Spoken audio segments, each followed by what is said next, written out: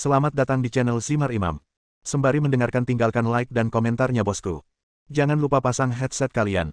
Siapkan kopi dan camilan. Lupakan pahitnya kehidupan. Mari kita dengarkan sambil rebahan. Kembalinya Sang Raja. Bab 537. Setelah meninggalkan bar, Su Chen dibawa kembali ke biro. Di ruangan kecil yang gelap, tangan dan kaki Su Chen diborgol ke bangku besi, benar-benar membatasi kebebasannya. Paman ketiga, bagaimana situasi di dalam? Lengan Zhao Nanfeng telah dibalut. Meski masih terasa sakit, dia menahannya. Dia ingin melihat Su Chen disiksa sampai mati di depannya. Jangan khawatir, dia telah dikurung dan dibatasi. Bahkan jika dia seorang seniman bela diri, itu tidak ada gunanya. Sudah cukup, ayo masuk sekarang dan beri dia pelajaran. Baiklah, silakan. Kita masih punya selusin tongkat listrik. Kita punya semuanya. Kita akan membutuhkannya nanti. Yah, paman ketigaku masih memahamiku. Saudara-saudara dan peniru, ikutlah denganku. Zhao Nanfeng menyapa. Bagus. Berbekal tongkat listrik, semua orang dari klub Supercar bergegas masuk ke ruangan kecil yang gelap. Dan ketika dia masuk, dia mengunci pintu di belakangnya hanya untuk memberi pelajaran pada Su Chen. Setelah masuk, orang-orang dari klub Supercar mengepung Su Chen di dalam. Su Chen, bukankah kamu sangat kuat? Mengapa kamu masih menjadi tahanan? Mu Yunxi menyilangkan tangan di depan dada dan berkata dengan arogan. Jika kamu menurutiku, tidak akan terjadi apa-apa hari ini. Jadi, kamu yang menyebabkan semua ini pada dirimu sendiri. Karena kalian semua ada di sini, mari kita selesaikan rekeningnya, kata Su Chen perlahan sambil duduk di kursi. Akun apa? Semua orang tercengang, tidak mengerti apa yang dia maksud. Kamu telah menjadi tahanan, dan kamu masih berani berbicara denganku tentang penyelesaian rekening. Kamu pasti sakit jiwa. Su Chen tampak acuh tak acuh dan berkata. Total kalian ada 24 orang di sini. Jika kalian masih ingin bertahan, kalian masing-masing harus mengeluarkan 1 miliar. Tentu saja, Zhao Nanfeng, kalian membutuhkan 10 miliar. Su Chen berhenti dan melanjutkan. Jangan khawatir, saya bukan orang yang tidak baik. Saya akan memberi Anda waktu 1 jam untuk mengumpulkan uang, jika tidak, Anda tahu apa konsekuensinya. Semua orang mendapat 1 miliar. Begitu kata-kata ini keluar, seluruh tempat menjadi gempar. Su Chen, apakah kamu sakit jiwa? Sudah waktunya, dan kamu masih pamer di sini. Kamu pikir kamu ini siapa? Kamu sudah dibatasi, dan kamu masih mengucapkan kata-kata kasar di sini. Zhao Nanfeng tertawa keras dan berkata, saya benar-benar ingin tahu, keyakinan apa yang Anda miliki untuk mengancam saya. Kepercayaan diri. Su Chen tersenyum, tentu saja. Ding ding ding ding ding. Borgol dan belenggu yang menahan Su Chen hancur dengan suara. Di bawah tatapan semua orang, Su Chen perlahan berdiri dan menghadapi Zhao Nanfeng dan yang lainnya. Bagaimana mungkin? Semua orang di klub Supercar tercengang. Melihat Su Chen berdiri, mereka ketakutan setengah mati. Kamu, apa yang kamu lakukan? Bahkan jika kamu seorang ahli bela diri, kamu tidak dapat mematahkan borgol dan belenggu yang terbuat dari besi halus. Kenapa tidak? Hanya saja kamu terlalu cuek. Kata-katanya telah jatuh. Su Chen menamparkan wajah Zhao Nanfeng dengan kuat. Kalau dipikir-pikir lagi, aku lebih memilih membunuhmu daripada 10 miliar itu. Tidak, jangan. Zhao Nanfeng terjatuh ke tanah. Tatapan dingin di mata Su Chen membuat jantung Zhao Nanfeng hampir melompat keluar dari tenggorokannya. Tanpa berkedip, dia memutar kedua lengannya. Dengan karakternya yang tegas dan suka membunuh, dia tidak akan peduli dengan identitasnya sama sekali, dan pasti akan melakukan sesuatu padanya. Ayolah, semuanya. Bukankah kamu punya tongkat listrik di tanganmu? Seekor harimau tidak bisa menahan sekawanan serigala. Selama menyentuhnya, dia akan menyetrumnya sampai mati. Kalau tidak, tidak ada yang akan melakukannya. Bisa berangkat hari ini. Setelah dimarahi oleh Zhao Nanfeng, semua orang tiba-tiba bereaksi. Sekarang kita telah mencapai titik di mana kita berisiko mati, kita hanya bisa bertarung sampai mati. Semuanya berkumpul. Setrum dia. Anggota klub lari super semuanya memegang tongkat listrik dan bergegas menuju Su Chen. Mendesis. Suara arus listrik terdengar, mengikuti kepemilikan Su Chen dan menyebar ke seluruh tubuhnya. Semua orang terkejut saat mengetahui bahwa Su Chen masih berdiri di sana utuh, tidak ada yang terjadi. Apa yang terjadi? Semua orang di klub Supercar itu bodoh. Apa yang bisa kulakukan? Dia tidak takut sengatan listrik. Saat ini, semua orang di klub Supercar tercengang. Mereka mundur ke dinding dengan ketakutan, bahkan tidak berani bergerak. 2 miliar per orang, 20 miliar Zhao Nanfeng, Anda yang memutuskan apa yang harus dilakukan, kata Su Chen bercanda. Oh tidak, apa-apaan ini, tahukah kamu betapa kuatnya keluarga kita? Jika kita bergabung, pemerintah pusat akan cukup mengirimkan pasukan untuk menghancurkanmu kapan saja. Zhao Nanfeng berkata dengan keras. Juga, izinkan saya memberitahu Anda, kakak tertua saya adalah Zhao Nantian. Dia adalah kapten brigade pasukan khusus Yanjing Longya dan ahli seni bela diri. Jika Anda memilih untuk menghentikan apa yang terjadi hari ini, maka saya akan memperlakukannya seolah-olah tidak pernah terjadi. Terjadi. Dan SLA Supercar Club kami akan memperlakukan Anda sebagai tamu. Adapun cara memilihnya, terserah Anda. Zhao Nantian. Su Chen tidak menyangka bahwa Zhao Nantian sebenarnya berasal dari keluarga Zhao mereka. Su Chen mengangkat bahu acuh tak acuh dan berkata, "Aku sangat mengagumi keberanianmu. Saat ini, kamu masih berani berdamai denganku. Siapa yang memberimu keberanian? Keluarga kami adalah keberanian kami. Keluargamu, di mataku, bukan apa-apa. Sekarang kami memberimu dua cara, membayar dengan uang atau membayar dengan nyawamu." Begitu dia selesai berbicara, udara hitam keluar dari tangan Su Chen dan langsung menembus perut orang itu. Dia jatuh ke tanah di tempat. Su Chen, jangan impulsif. Sekarang Zhao Nanfeng dan yang lainnya ketakutan. Bahkan jika kamu bisa membunuh Su Chen nanti, kamu masih harus memastikan keselamatanmu sendiri sekarang. Sepertinya kamu sudah memikirkannya. Su Chen berkata sambil bercanda. Pikirkanlah, kami akan memberimu uang saja. Jika kita bekerja sama lebih awal, kita tidak akan mendapat banyak masalah. Di kantor, Zhao Qingyi sedang minum teh dan menunggu keponakannya keluar. "Bos, tuan muda kedua dan yang lainnya sudah lama berada di sana dan tidak ada pergerakan sama sekali. Apakah ada kecelakaan?" Anak buah Zhao Qingyi datang dan berkata, "Kok bisa terjadi kecelakaan? Tersangka sudah diikat seperti anak domba yang disembelih. Sulit memikirkan masalah apapun. Ini terutama karena memakan waktu lama, jadi saya datang untuk bertanya." Zhao Qingyi memutar matanya, mungkin orang-orang itu sedang bersenang-senang dan sedang memberi pelajaran pada anak itu. Itu yang aneh. Tidak ada suara sama sekali di dalam, dan sepertinya mereka tidak memberi pelajaran pada tersangka. Tidak ada suara. Zhao Qingyi tampak curiga dan berkata dengan tenang, "Ayo pergi, membosankan jika bermalas-malasan, ayo pergi dan melihat." Bab 538. Bajingan kecil ini, memang benar, mereka benar-benar mendobrak pintu.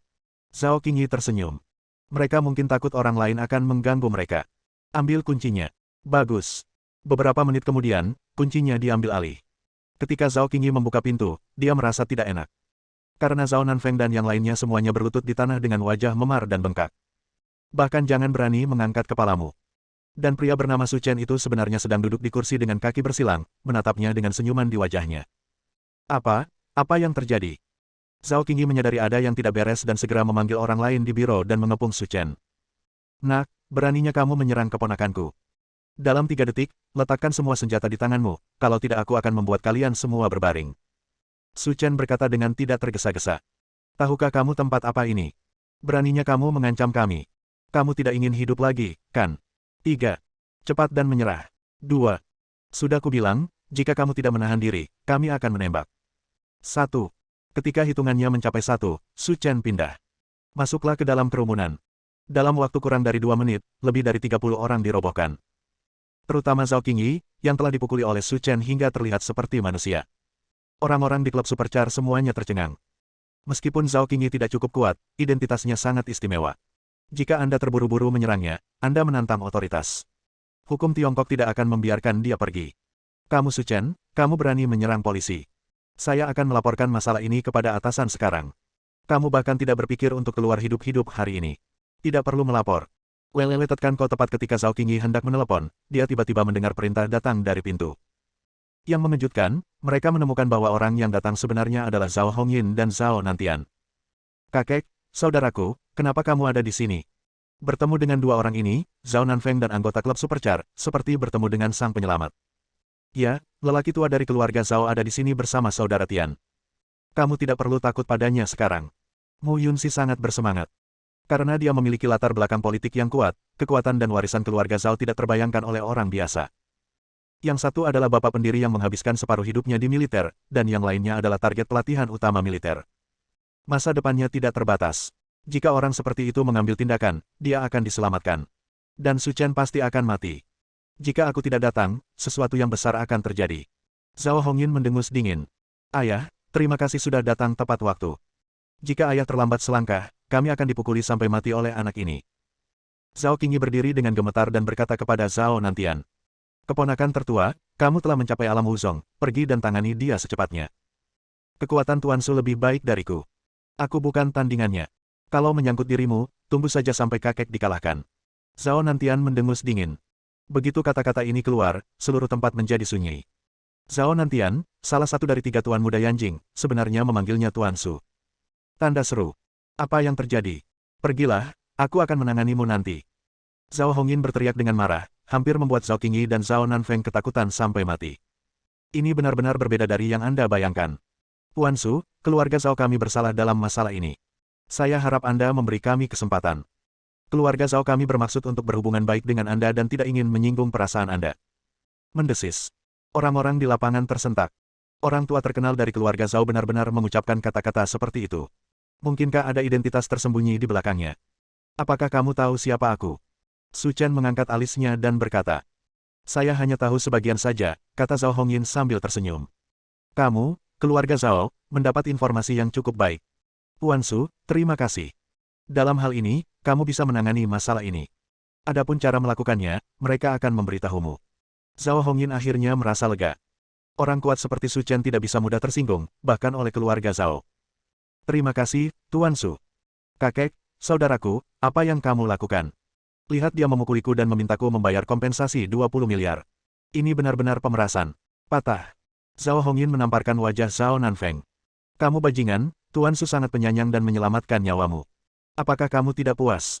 Kakek, kami adalah keluarga Zhao. Melihat seluruh Yanjing, kami semua berada di peringkat 10 besar. Mengapa kami harus takut padanya? Karena dia adalah seseorang yang keluarga Zhao tidak mampu untuk menyinggung perasaannya. Keluarga Zhao tidak boleh tersinggung. Kemarahan Zhao Hongyin seperti gunung berapi yang akan meletus. Setelah dilepaskan, kelompok orang ini tidak akan mampu menanggungnya. Mu Yunxi berdiri di sudut, gemetar seolah dia jatuh ke dalam gua es. Dia sebenarnya memiliki kemampuan untuk membuat Zhao Hongyin menyerah. Meski kekuatan keluargamu tidak kecil, namun masih jauh tertinggal dibandingkan keluarga Zhao. Dari sudut pandang ini, bahkan keluargamu pun mungkin bukan apa-apa di hadapannya. Apa yang sebenarnya dilakukan keluargamu? Apakah kamu merindukan orang seperti itu? Jika uangnya belum sampai besok pagi, maka saya akan datang langsung ke rumah Anda dan mengobrol baik dengan Anda. Setelah mengatakan itu, Su Chen memasukkan tangannya ke dalam saku celananya dan meninggalkan kantor polisi seolah sedang berjalan-jalan. Selamat, Tuan Su. Setelah meninggalkan kantor polisi, Su Chen mengangkat teleponnya dan menemukan bahwa telepon itu berisi pesan WeChat dan panggilan tak terjawab dari Lin Ruohan. Aku akan kembali sekarang. Su Chen menelepon kembali, melaporkan bahwa dia aman, dan bersiap untuk kembali beristirahat. Petik 2. Saudara Chen, kamu mengkhawatirkanku. Yah, tunggu saja aku. Saudara Chen, cepat kembali. Bibi Zhao ingin membicarakan sesuatu denganmu.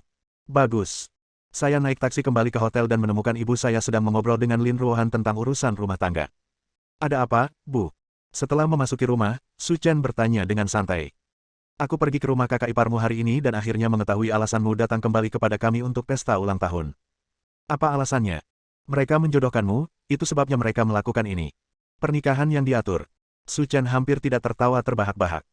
Keluarga Su ini benar-benar mampu membuat masalah. Dia benar-benar membawa masalah pernikahan ke dirinya sendiri. Nak, apakah kamu punya ide? Ibu Su bertanya. Ide apa yang bisa saya miliki? Su Chen berkata sambil tersenyum, saya hanya ingin tahu trik apa yang bisa mereka lakukan. Xiao Han, dengan Bibi Zhao yang mendukungmu dari belakang, tidak akan berhasil apakah kamu bertunangan atau tidak, jadi jangan dimasukkan ke dalam hati. Saya tahu, Bibi Zhao.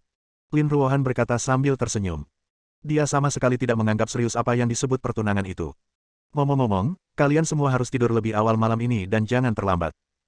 Kita harus kembali ke rumah Su besok. Aku tahu, aku tahu. Bab 539.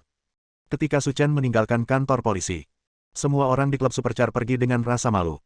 Kelihatannya mereka tidak terlalu bagus. Kompensasi 2 miliar untuk setiap orang jelas merupakan pukulan fatal bagi keluarga mereka. Terlebih lagi, lelaki tua dari keluarga Zhao mengetahui masalah ini, jadi ayahnya pasti akan dipanggil untuk menguliahinya. Anda harus kehilangan uang, tetapi yang menanti Anda adalah badai dahsyat, dan sulit untuk mengatakan apakah Anda bisa keluar dan terus mengembara di masa depan. Yunxi, apa yang terjadi? Kamu terlihat sedih. Setelah kembali ke rumahmu, Mu Tianshan berkata sambil tersenyum. Kakek, aku dalam masalah dan membutuhkan uang tunai 2 miliar. Kata Mu Yunxi sambil mengerutkan kening. 2 miliar. Ekspresi Mu Tianshan menjadi serius. Meski kekayaan keluargamu mendekati 100 miliar, namun 2 miliar ini bukanlah jumlah yang kecil. Yunxi, apa yang terjadi? Beritahu kakek jika ada yang mengganggumu. Mu Yunxi adalah cucunya yang paling berharga dan tidak bisa diganggu oleh siapapun. Setelah itu, Mu Yunxi menceritakan kisah Su Chen persis apa adanya, termasuk sikap Zhao Hongyin terhadap Su Chen, tanpa menyembunyikan apapun. Bagaimana ini mungkin? Bocah tak berguna dari keluarga Su itu benar-benar membuat Zhao Laohu sangat takut. Wajah Mu Tianshan dipenuhi ketakutan. Karena ketika pertunangan itu putus, dialah yang pergi dan memperjuangkannya. Tapi saya tidak menyangka lebih dari 10 tahun kemudian, pecundang bernama Su Chen itu akan memiliki kemampuan untuk membuat keluarga Zhao menyerah. Bagaimana dia melakukannya? Tanda seru. Kakek, apa yang harus kita lakukan sekarang? Jika kita tidak menyerahkan kompensasi 2 miliar, Su Chen pasti akan datang untuk kita. Dengan kekuatan keluargamu kita, saya khawatir akan sulit menghadapinya. Kata Mu Yunxi dengan cemas. Bukankah itu hanya 2 miliar? Berikan saja padanya. Berikan padanya. Mata Mu Yunxi membelalak, dengan ekspresi tidak percaya di wajahnya. Dalam kesannya, keluargamu tidak pernah menderita kerugian sebesar ini. Cucuku tersayang, jangan khawatir, ini hanya taktik penundaan. Mu Tianshan mengelus jenggotnya dan dewa tua itu berkata dengan tenang. Taktik menunda. Sejujurnya, saya menghadiri pelelangan beberapa hari yang lalu dan bertemu dengan seorang ahli di sana. Dia tidak hanya tampan, tapi dia juga kuat dan telah mencapai level setengah dewa. Setelah itu, saya mengatur untuk kalian berdua untuk mari kita bertemu. Adapun apa yang terjadi selanjutnya, Anda harus tahu apa yang harus dilakukan. Ketika Mu Tianshan mengatakan ini, wajah Mu Yunxi memerah. Kakek, kamu tidak ingin mempertemukan kita berdua, bukan? Cucuku yang berharga masih pintar. Mu Yunxi tersenyum dan berkata, kekuatan pria itu telah mencapai tingkat transendensi dan kesucian, dan penampilannya tak terlukiskan. Jadi, kamu harus bekerja keras. Jika kamu benar-benar bisa menikahi tuan itu, maka kamu bisa bawa dia bersamamu ke berurusan dengan Su Chen. Aku tahu, kakek. Mari kita bayar dia 2 miliar besok, dan kita bisa mendapatkannya kembali setelahnya. Bagus. Melihat cucunya, Mu Tianshan menghiburnya. Jangan khawatir tentang hal kecil ini. Persiapkan saja dirimu di rumah hari ini. Aku akan meluangkan waktu untuk mengajak orang itu berkencan. Saya tahu, saya tahu. Keesokan paginya, Lin Ruohan sangat menjanjikan dan tidak menunggangi Su Chen. Ketika Su Chen masih mengantuk, dia mendengar Lin Ruohan berdandan di kamar mandi. Saudara Chen, lihat apakah pakaianku terlihat bagus. Gaun Lin Ruohan membuat Su Chen merasa luar biasa. Rok pinggang berwarna biru muda menguraikan pinggangnya yang indah. Terdapat sepasang stoking hitam di kakinya, membuatnya tampak ramping dan lurus. Ada juga syal kasa yang disampirkan di bahu.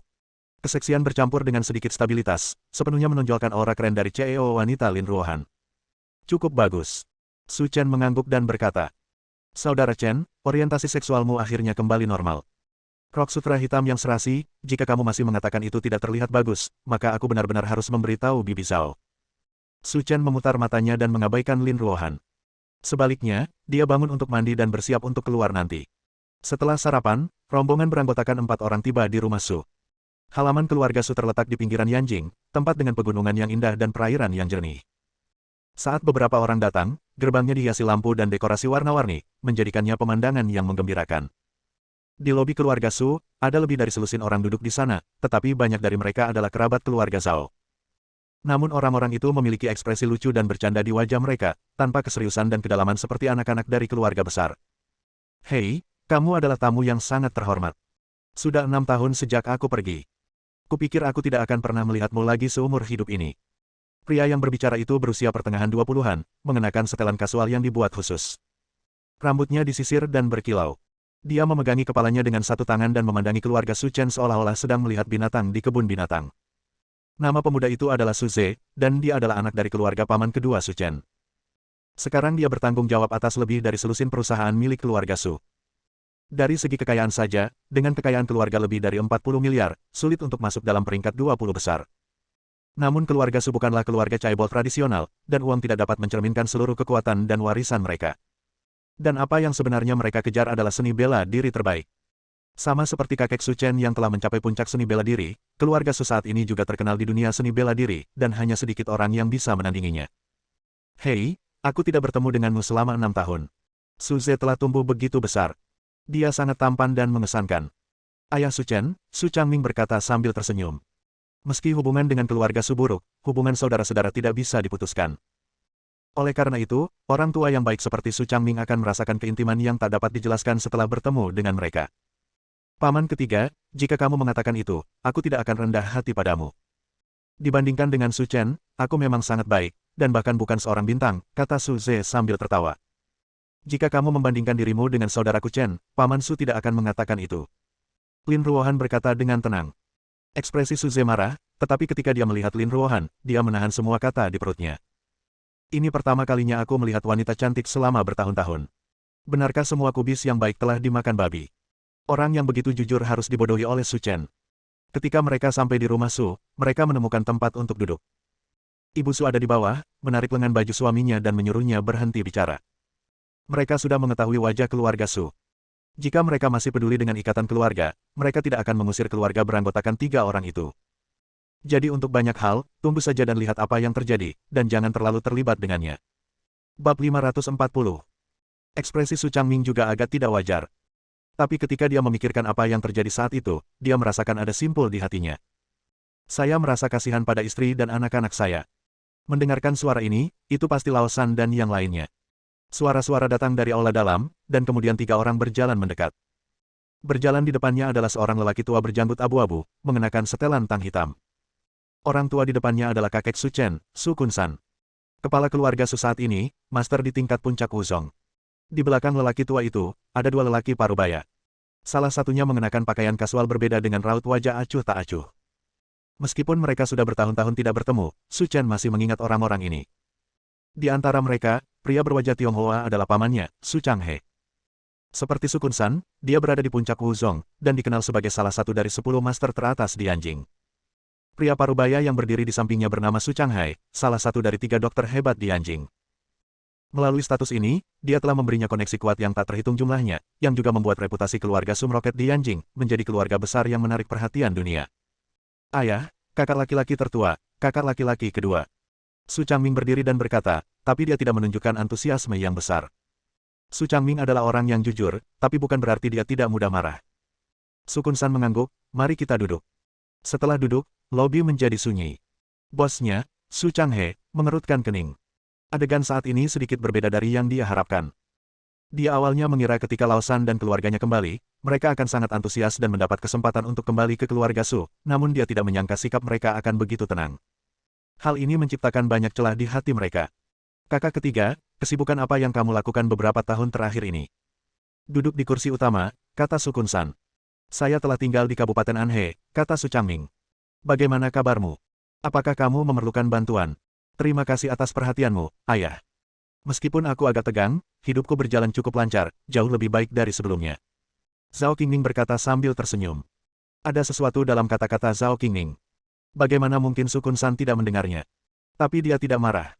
Kali ini dia kembali menemui mereka untuk membicarakan hal-hal penting, dan dia ingin tenang. Karena kamu melakukannya dengan cukup baik, aku tidak akan bertanya lagi. Su Kun-san menyesap tehnya dan berkata dengan ringan. Aku meneleponmu kembali kali ini karena aku akan merayakan ulang tahunku yang ke-70. Selama bertahun-tahun, kita semakin jarang berkumpul dan semakin sering berpisah, dan inilah waktunya untuk reuni. Keluarga Su Changming dan keluarga Su Fangyu semuanya duduk diam di bawah tanpa berbicara. Jika benar seperti yang dia katakan, maka dia tidak akan pernah meninggalkan keluarga Su. Selain itu, ada lagi peristiwa bahagia yang ingin kuberitahukan padamu. Aku menjodohkan Su Chen beberapa waktu lalu. Aku akan membiarkan mereka menemuiku di hari ulang tahunku, yang bisa dianggap sebagai hadiah untukku. Sangat bahagia. Ayah, anak dan cucu akan mendapat berkahnya masing-masing. Biarkan mereka menangani hal-hal seperti ini sendiri. Kami para tetua tidak perlu mengkhawatirkan mereka, kata Zhao Qingning sambil tersenyum. Wajah keluarga Su tidak senang, dan tanpa sadar, mereka semua mengalihkan perhatian mereka ke Zhao Qingning. Tapi bagaimana Zhao Qingning bisa menjadi lampu hemat bahan bakar? Belum lagi Su Chen, Aurelin Ruohan dan Zhao Qingning sendiri mampu menahan pemandangan seperti itu. Qingning, apakah kamu masih keberatan dengan pernikahan ini? Ada rasa dingin yang mendalam dalam kata-kata Su Kun-san. Tapi bagaimana Zhao Qingning bisa menyerah begitu saja dalam masalah ini? Tidak mungkin memanfaatkan putranya. Saya tidak berani melakukan ini. Saya hanya ingin anak saya menentukan pilihannya sendiri. Saudara-saudara, keluarga Su kita adalah keluarga yang terkenal. Saat kita tinggal di sini, kita harus mematuhi peraturan di sini. Pernikahan keluarga merupakan faktor penting dalam menjaga stabilitas keluarga. Ini adalah sesuatu yang tidak bisa tidak kita lakukan. Mengapa apakah kamu tidak puas? Su Changhe mendengus dingin. Kakak benar, dan orang yang menikah dengan keluarga Su kali ini adalah keluarga Ma, yang menempati urutan ketiga di Anjing. Jika dia bisa menjadi paman dari keluarga Ma, maka Su Chen pasti akan makmur di masa depan. Apakah kamu tidak ingin melihat ini? Kata Su Changhai. Zhao Qingning tersenyum dan berkata, kamu bilang keluarga Su adalah keluarga terkenal. Saat kamu tinggal di sini, kamu harus mematuhi peraturan di sini. Aturan, Anda. Su Changhe meniup janggutnya dan menatap dengan marah, berharap dia bisa menamparkan Zhao Qingning sampai mati. Zhao Qingning adalah wanita yang sangat bijaksana. Meskipun dia kuat, dia telah memilih untuk mentolerir banyak hal agar dapat bertahan hidup selama bertahun-tahun. Tapi Su Chen adalah musuh bebuyutannya, dan tidak ada yang bisa menyentuhnya. Menghadapi kemarahan Su Changhe, Zhao Qingning tersenyum dan menghindarinya, tidak terpengaruh sama sekali. Seperti kata pepatah lama, seorang pria tidak bisa secantik pria. Su Chen kita tidak menjanjikan sejak dia masih kecil. Dia tidak sebaik kedua saudara laki-lakinya. Apalagi target pernikahan ini adalah keluarga besar. Seperti keluarga Ma. Kita pasti tidak akan bisa bersaing. Menurutku, lebih baik biarkan kedua saudara laki-lakinya maju. Lagi pula, kita sudah diusir keluarga Su, ini tidak adil dan tidak adil, jadi kami tidak akan bertengkar tentang hal itu. Patah. Su Kunsan menamparkan meja dan mendengus dingin. Berhentilah membuat keributan. Zhao Qingning duduk dengan ekspresi tenang. Tidak peduli apa, dia tidak akan menyerah dalam masalah ini. Kakak ketiga, aku pasti melakukan kesalahan saat mengusirmu dari keluarga Su. Apakah kamu masih menyimpan dendam setelah bertahun-tahun? Melihat sikap keras Zhao Qingning dan menolak menyerah, Su Kunsan memainkan kartu emosionalnya. Karena pernikahan dengan keluarga Ma tidak bisa dihindari, sebaliknya dengan kekuatan dan fondasi keluarga Ma, keluarga Su tidak akan mampu menahan amarah mereka. Ayah, ini tidak ada hubungannya dengan kesalahan.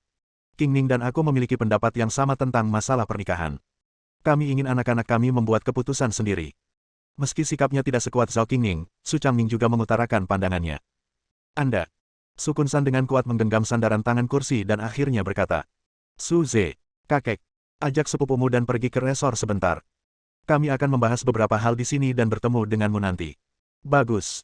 Su Kunsan adalah orang yang sangat sadar akan wajah. Karena ditentang oleh putra dan menantunya, dia sedikit khawatir dengan wajahnya, jadi dia memikirkan cara untuk mengusir Su Chen dan yang lainnya. Bu, aku akan pergi dulu. Jika kamu butuh sesuatu, telepon aku, kata Su Chen dengan tenang, tetapi ada nada dingin dalam kata-katanya. Pergilah, ada seorang ibu di sini, jangan khawatir. Bersambung.